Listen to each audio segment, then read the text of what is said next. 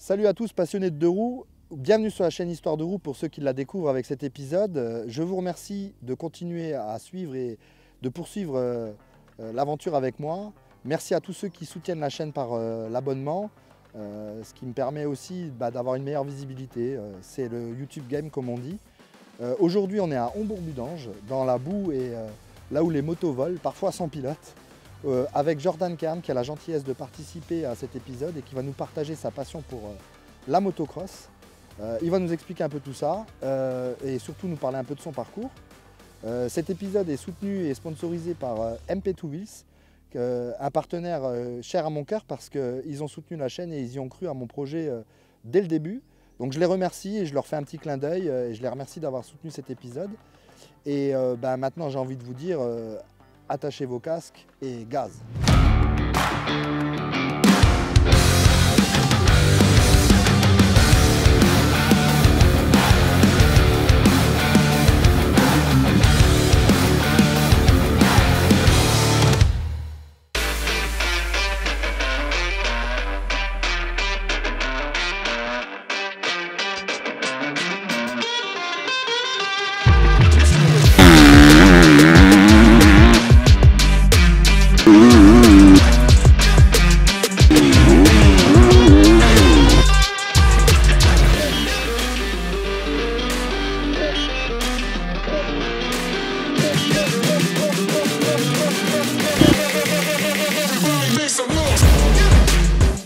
Alors salut Jordan, merci d'avoir accepté de participer à un épisode pour la chaîne Histoire de roue.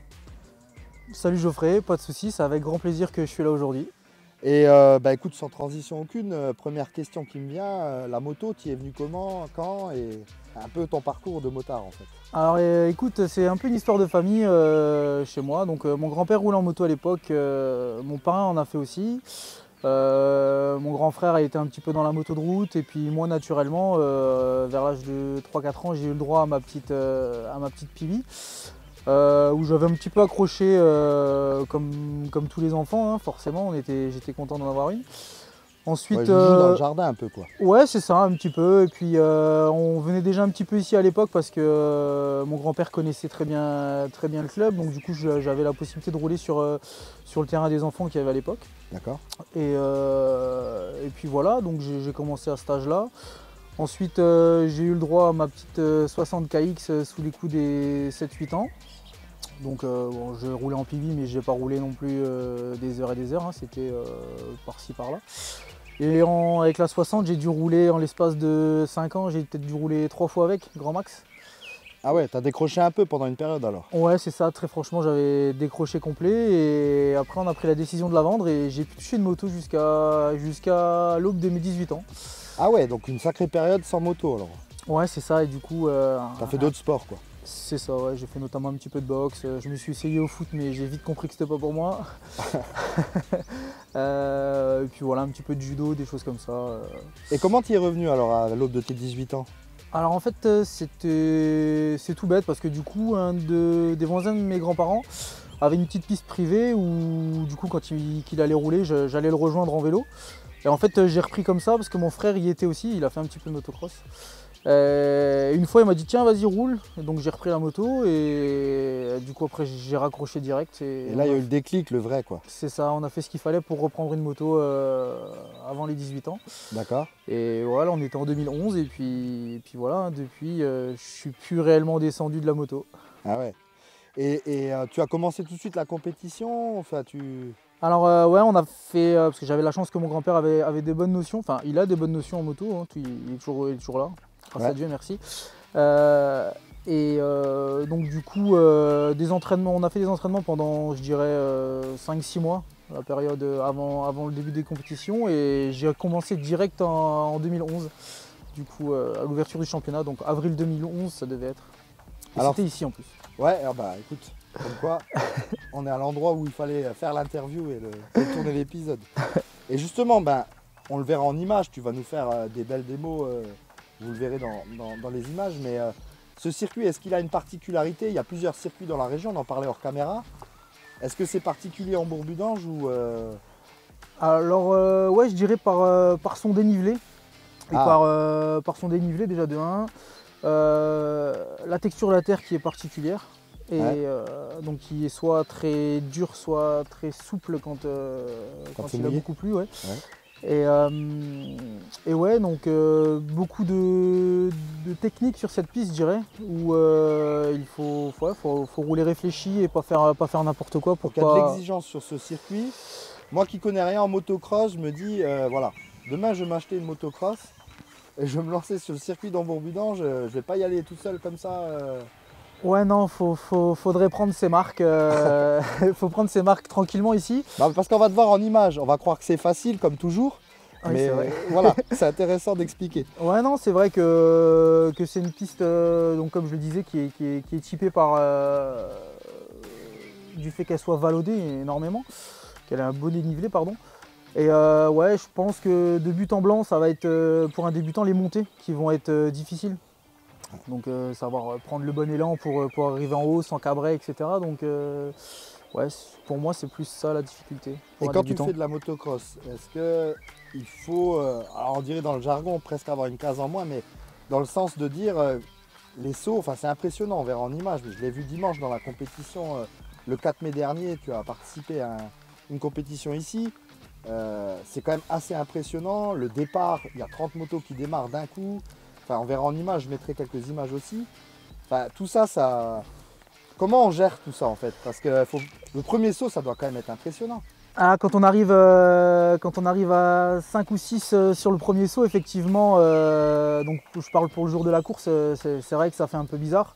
Après, avec le temps, on s'habitue, on sait que les pilotes qui roulent avec nous sont corrects et qui font pas n'importe quoi, ils vont pas sauter en diagonale, en théorie, je le dis bien. Après, pour le premier saut, pour quelqu'un qui débute, alors Ouais. que c'est un shoot d'adrénaline énorme, Ouais. et je pense je suis sûr qu'il ne faille pas brûler les étapes et vouloir s'envoyer une table de 30 mètres le premier jour, parce que souvent ça finit mal. C'est la gamelle assurée là. Ouais, 99% Ouais. de chance, ouais, très clairement. Ah ouais, d'accord.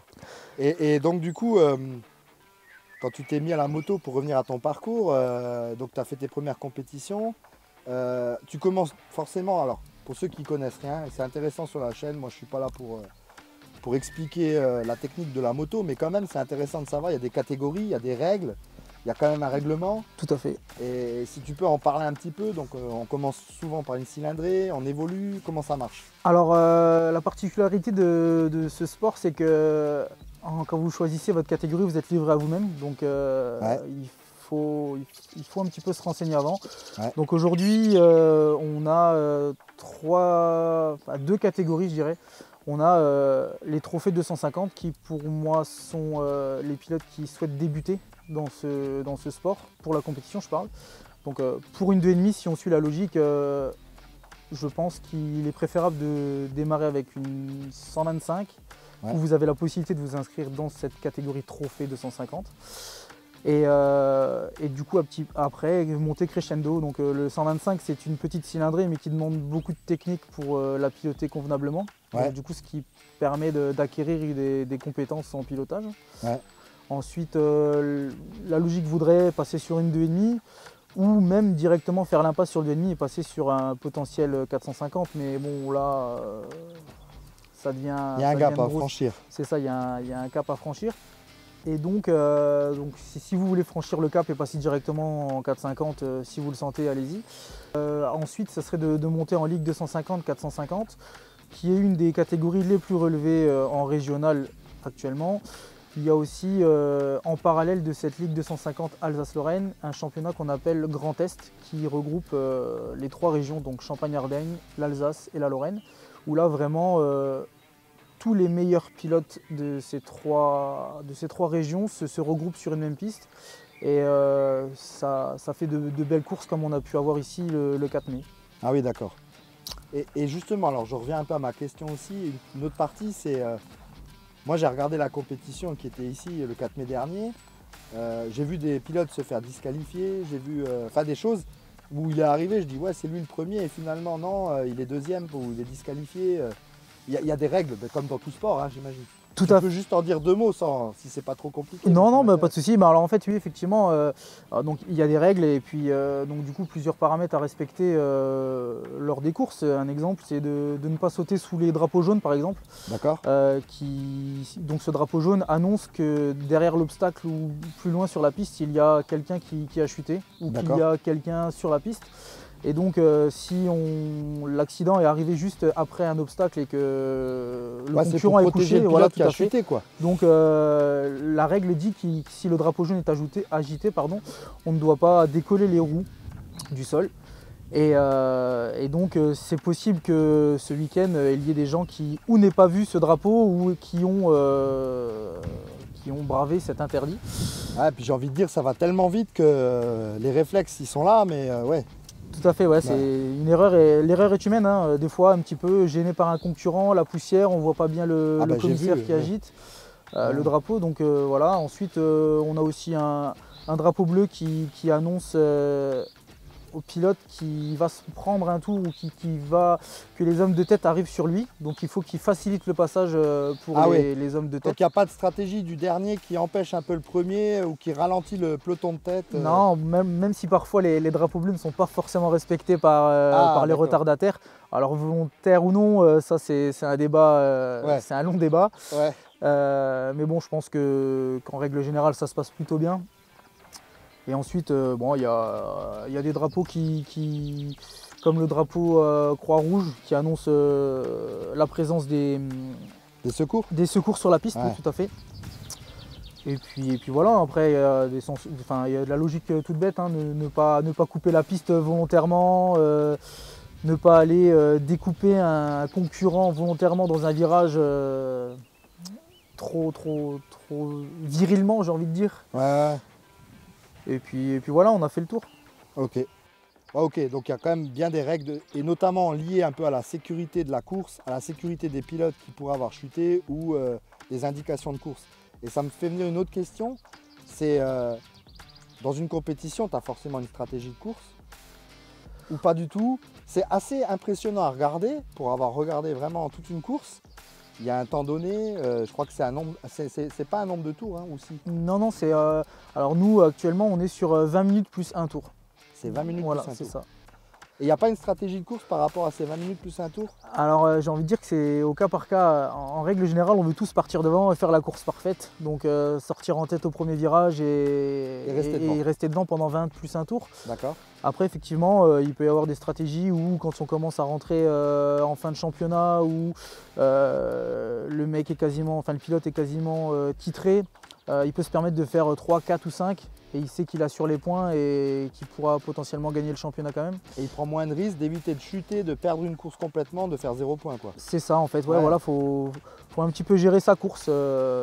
Mais enfin, le règle d'or, c'est de se donner à 100% au final, D'accord. peu importe ce qui se passe. Ouais. Ok. Super.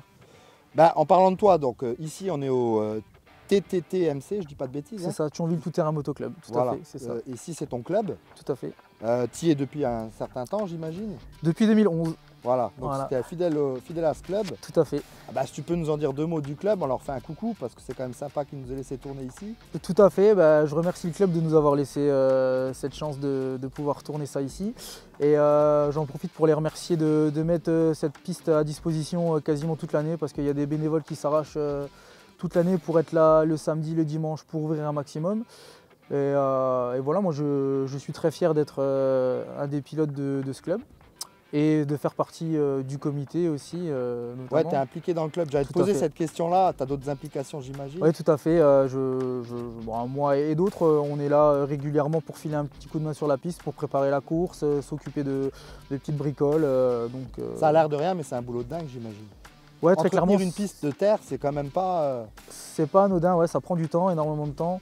Du coup, oui, on passe des heures ici pour refaire la piste, réparer des choses et d'autres. Et tu as une idée du nombre de licenciés dans le club aujourd'hui, à l'heure Alors, actuelle? je voudrais pas dire de bêtises, mais je crois qu'on frôle les 200 Ah, y a du licenciés, monde. tout confondu, ouais, entre Ouais, enduristes toutes catégories confondues, c'est mais il y a ça. quand même beaucoup de monde, quoi, en fait. Ouais, c'est ça, tout à fait. Je pense qu'on est un club bien garni en licenciés.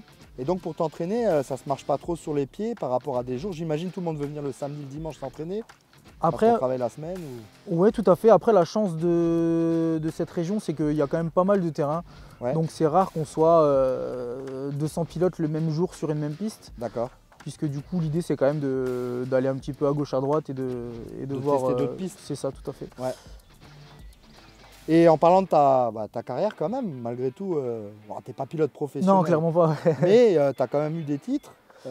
Tu peux en parler un peu et puis nous dire un peu quels sont tes objectifs pour cette saison en cours et puis pour l'avenir. Eh bien oui, effectivement, on va plus parler de parcours sportif que de carrière. Ouais. Donc oui, j'ai pu décrocher deux vice-champions, 2 titres de vice-champion Grand Est et un vice-champion Alsace-Lorraine, toujours en catégorie 250. D'accord. Alors oui, je suis assez content de ça, mine de rien. Ensuite, pour cette année, comme je l'ai dit tout à l'heure, l'objectif c'est de se donner à 100%, peu importe le résultat. C'est d'arriver à la fin du championnat et d'avoir aucun regret à ce qui s'est déroulé pendant toute la saison. Ouais. Éviter les chutes évidemment, enfin éviter les blessures, ça c'est évident. Et puis voilà, et se faire plaisir un maximum et puis les résultats devraient suivre. Est-ce que tu as un objectif ou un rêve de course ou de compétition à laquelle tu voudrais absolument un jour participer? C'est vrai qu'avant de raccrocher complètement la moto, je dirais, j'aimerais bien faire une saison de nationale complet, mais pour ça, faudrait que comment dirais-je, il faudrait trouver les budgets conséquents pour ça. Ouais, parce que c'est un sport qui coûte très cher. C'est ça, et aussi s'entraîner en conséquence, mettre les bouchées doubles et puis voilà. Ah, j'imagine qu'il faut avoir vraiment un entraînement encore plus soutenu pour aller se frotter au plus fort, quoi. C'est ça. Bon, j'ai la chance de pouvoir rouler régulièrement quand même. Je peux pas me plaindre, mais c'est vrai qu'il faudrait rouler encore un petit peu plus pour acquérir encore plus de technique et de vitesse pour éviter de faire des résultats moyens au national, surtout que c'est un championnat relevé. Ouais, j'imagine. Tout à fait. J'imagine. Mais bon, donc c'est pas encore enterré, l'objectif il est quelque part dans ta tête encore. Ouais, tu es jeune, tu as encore de l'avenir. Ouais, un petit peu, j'ai un peu le temps après. Un pilote de motocross, ça me vient la question, quand est-ce qu'il raccroche? Parce qu'il y a des mecs qui roulaient en vétéran le 4 mai. Tout à fait, ouais, c'est ce que j'allais dire. Enfin, on raccroche sans raccrocher, je pense. On se calme un peu. C'est ça, je pense qu'on se calme, on se raisonne, mais j'ai des connaissances qui frôlent les 60 ans, 65 ans et qui sont encore assis sur la moto. Ah bah c'est sympa, tu me donnes de l'espoir, j'ai peut-être un jour pouvoir en faire alors.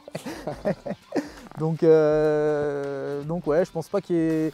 Tant que la santé est là et que la passion est intacte, je pense que...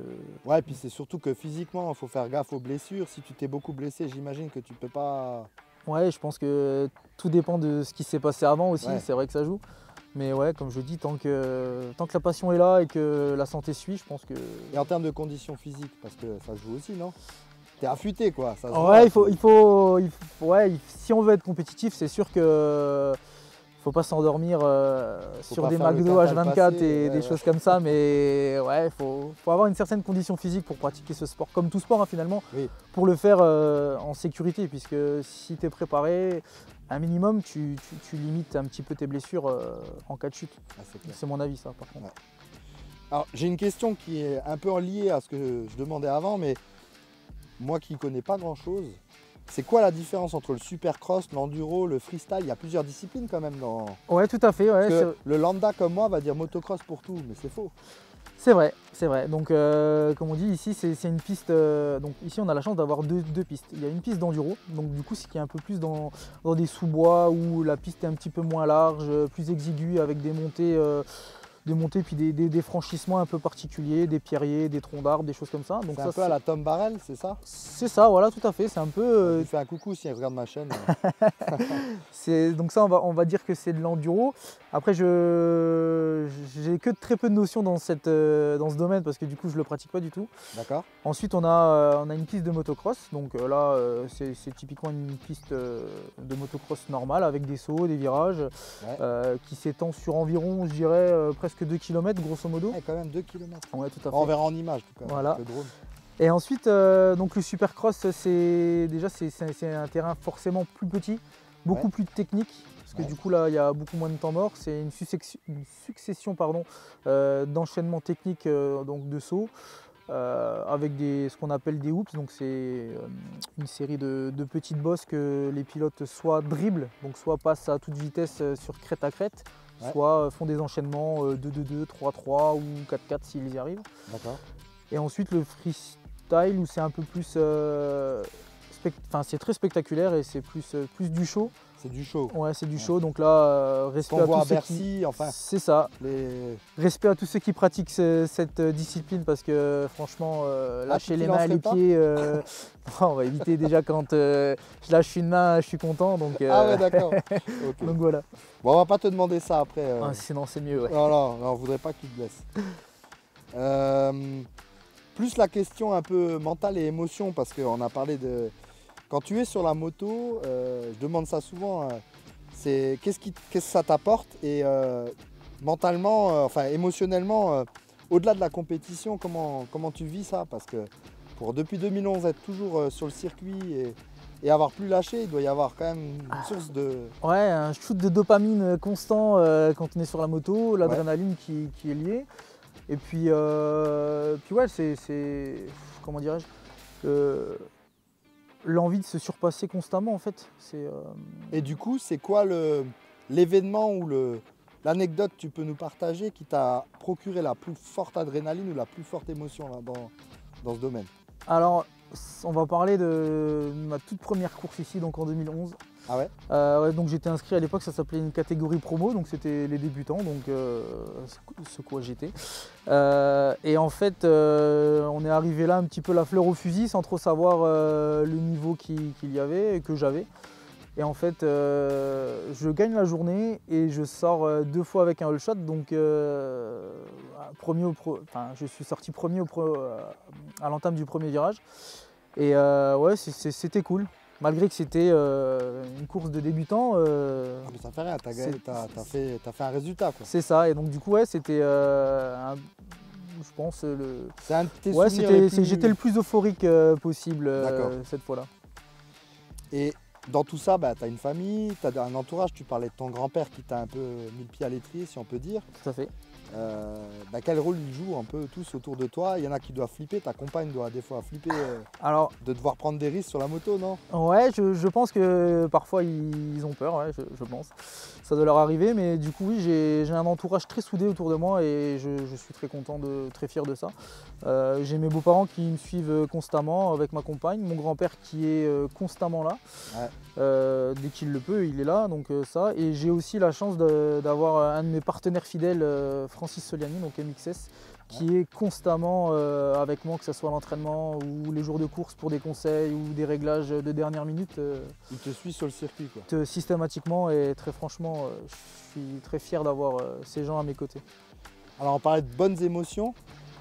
Et est-ce que tu as eu des défis personnels, enfin traverser des périodes de remise en question depuis 2011 où tu as été découragé et comment tu as fait pour surmonter ça quoi? Parce que j'imagine que ça a dû arriver. Oui, clairement, et puis ça arrive encore. Hein.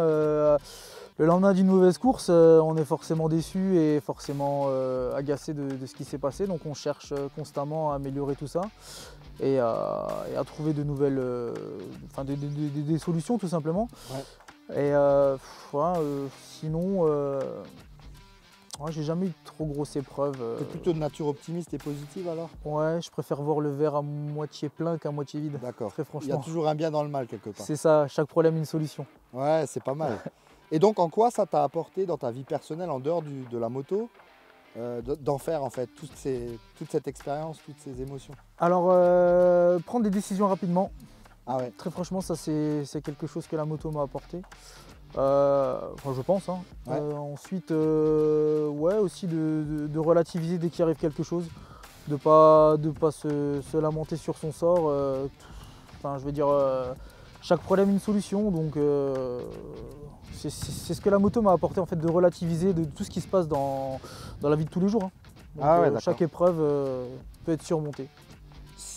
Alors, on a un peu parlé de débutants, mais quel conseil tu donnerais avec ton expérience aujourd'hui à quelqu'un qui voudrait se lancer? Alors pas moi parce que je suis trop vieux et pas assez affûté, mais c'est pas vrai. Mais non, mais je pense qu'il y en a qui vont regarder en se disant tiens, ça m'intéresse, je veux me lancer là-dedans, qu'est-ce que je dois faire? Alors, quel conseil tu leur donnerais en tout cas? Tout dépend leur âge, je dirais. Mais aujourd'hui, les écoles de pilotage sont démocratisées dans ce sport. Donc l'accès à ce sport est plus facile, notamment pour des initiations qui évitent aux parents, pour les jeunes enfants, de débourser des milliers d'euros pour que peut-être l'enfant n'accroche pas du tout. Donc ça serait mon premier conseil, c'est pour les parents surtout, de pouvoir amener leurs enfants à des initiations s'ils le peuvent. Et ensuite, pour quelqu'un qui est un petit peu plus grand, il y a beaucoup d'écoles de pilotage, de perfectionnement qui sont développées aujourd'hui. Et je pense que c'est préférable pour un débutant de passer par cette case-là, plutôt que de venir, si dans votre entourage vous n'avez pas quelqu'un qui s'y connaît, il est préférable de passer par ce genre de cursus pour progresser, notamment apprendre les bases et progresser en sécurité. Ce serait mon conseil. Vu le coût et l'investissement que ça peut engendrer, c'est un bon circuit de se dire d'abord je teste avec mon enfant, surtout si c'est un gamin. C'est ça. Après étant adulte c'est un peu différent et encore on peut des fois se tromper, hein. On peut acheter du matos. Tout à fait. Et finalement avoir dépensé beaucoup de ronds pour pas grand chose. Tout à fait. Et comme je disais, même si vous êtes une personne de 35-40 ans, rien ne vous empêche de passer par la case école de pilotage sans aucun problème. Ouais. Ah bah, c'est un bon conseil en tout cas, merci. Tu as parlé de tes partenaires, mais je pense que tu en as plusieurs. Qu'est-ce qui t'apporte et comment tu fais? Parce qu'on disait que ça coûte cher, on vient de le dire pour débuter, mais pour toi l'investissement il est quand même toute l'année pour entretenir le matériel, faire évoluer ton matériel et changer les pièces. Tout à fait. Alors j'ai la chance d'avoir des partenaires fidèles. Donc comme je le disais tout à l'heure, j'ai MXS Factory, donc Francis Solani qui s'occupe de l'intendance complète de mes motos, enfin de ma moto pardon, avec donc du coup les settings suspension et les cartographies moteurs. Ouais. Et je travaille avec lui depuis fin 2018 et ça se passe très bien. D'accord. Et donc grâce à lui, j'ai aussi un petit peu l'aide du concessionnaire MVM55 pardon. Donc c'est une concession Husqvarna, Gaz et Yamaha sur Verdun. D'accord.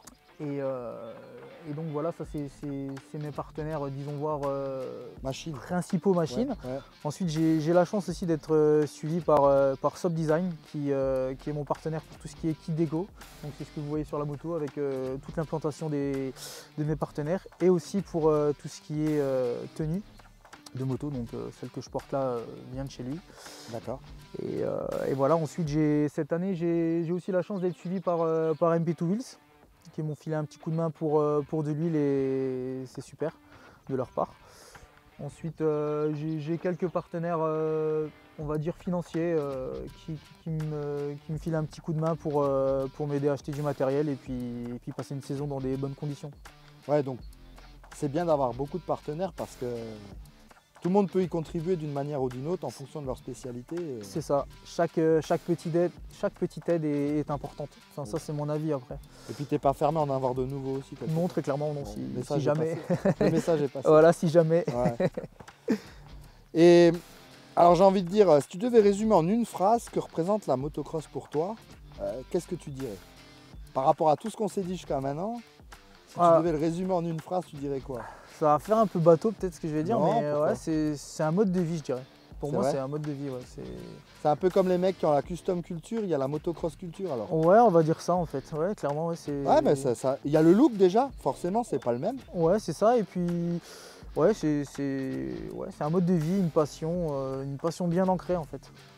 Et puis j'ai une autre question encore avant qu'on finisse la partie interview, c'est est-ce que tu as le permis moto en fait? Absolument pas, non.